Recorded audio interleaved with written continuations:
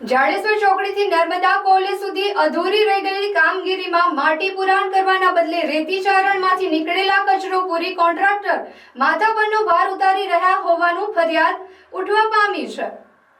Jadeshwar ચોકડીથી Narmada college સુધી એક લેનની કામગીરી બાકી રહેશે, જે કામગીરીમાં ગટર તોડી માર્ગને પહોળો કરવાની કામગીરી હાથ ધરવામાં આવી હતી।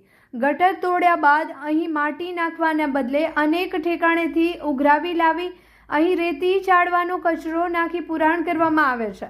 જ્યારે કેટલી ગુણવત્તાવાળો આ રોડ બનશે એ તો આ ચારણ પરથી જ ખબર પડે છે।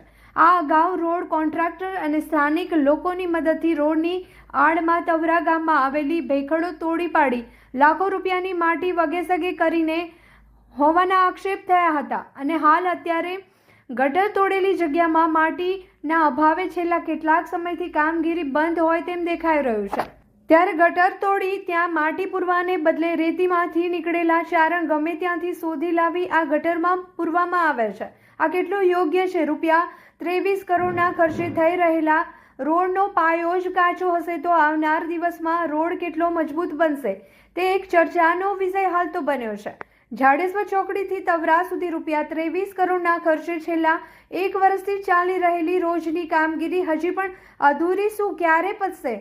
કામગીરીએ લોકચર્ચાએ જોર પકડ્યું। હાલ આવનાર દિવસોમાં નવરાત્રી, દિવાળી જેવા મુખ્ય તહેવારો આવી રહ્યા છે, ત્યારે હજી પણ લોકોએ આ જ તકલીફ વેઠવાની છે કે શું?